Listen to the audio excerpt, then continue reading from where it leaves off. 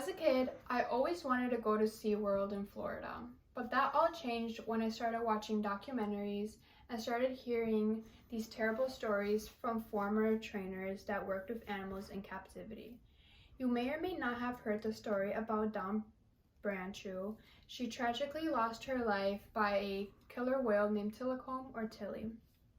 He dragged her by the arm to the bottom of the pool where she died from drowning and blunt force trauma to her body. I believe SeaWorld should be closed down because these animals are constantly put under traumatic stress, which causes deformalities on the animal's body and behavioral problems that puts trainers in danger. Let's begin discussing about the conditions these animals have to live in. The size of the pool in SeaWorld is absolutely horrifying, and more people need to know about this. Orcas are extremely intelligent animals. They understand constant abstract and compare their surroundings. The tricks that they have to learn to please the audience is extremely difficult to do, let alone in a small compacted area that they spend their whole entire day in. Their tank is a tiny pool that's 30 feet deep and 170 feet wide. On average, an orca dives 1,000 feet and swims over 140 miles every day. To put in perspective, a bowling lane is 60 feet long, which is twice as long as SeaWorld's deepest tank, which again is only 36 feet deep. The parking lot at SeaWorld is roughly about 100 times larger than the tank. So here's a tank right here, and here's the parking lot.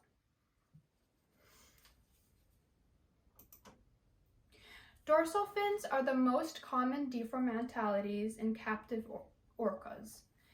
Dorsal fins can grow up to be 6 feet long in male killer whales, but due to captivities, their fins collapse because of their compact surroundings, which I could believe that this causes some serious discomfort. We all know that killer whales thrive in the ocean.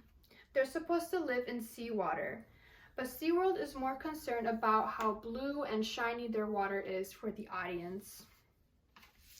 Instead of natural seawater, they put in harmful chemicals and high amounts of chlorine that causes blindness in orcas and even trainers.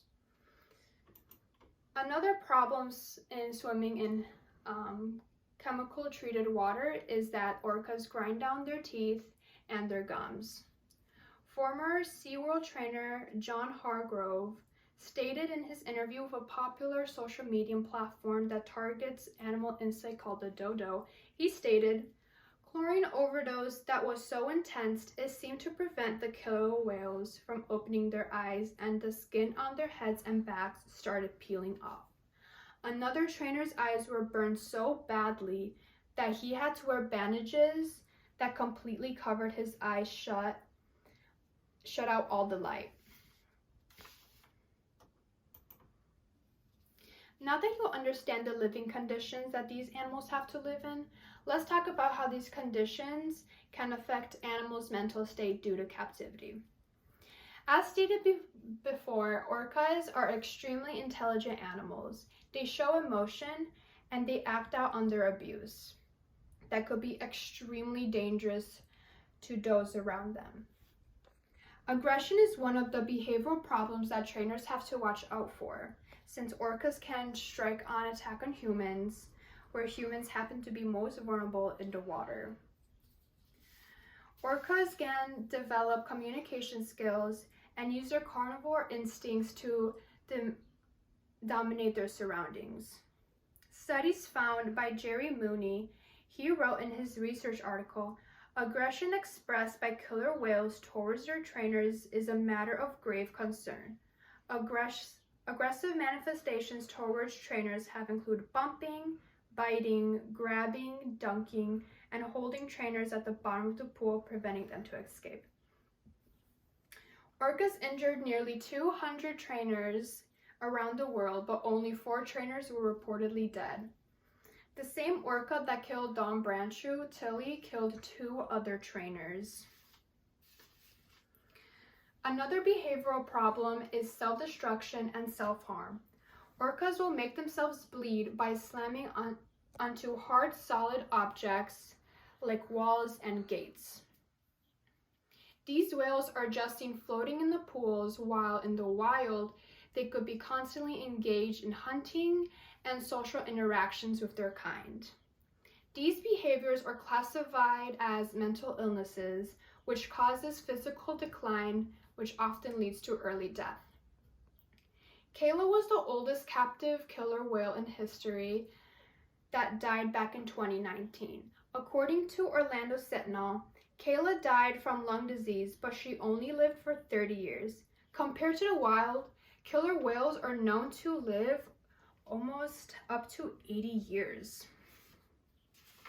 Finally, let's discuss how we could help. So unfortunately, there's not much we could do but to educate ourselves. Many people already started protesting in front of SeaWorld, like this guy and those people right there. You could also sign petitions to close down SeaWorld that were created by PETA and other angry animal lovers. I highly recommend watching the movie Blackfish. It's a documentary talking about Tilikum, the orca that I've mentioned in my speech multiple times that killed former trainers. I believe we could save our fish friends and put an end to this animal cruelty. Now that you know the secrets about SeaWorld, I need to mention that this is a global thing. This is happening all around the world, and we need to put an end to this. Orcas are living in horrible conditions that causes deformations and mental illnesses resulting in early death. Trainers are not the ones to point fingers at. The corporation is corrupt. Let's save the killer whales.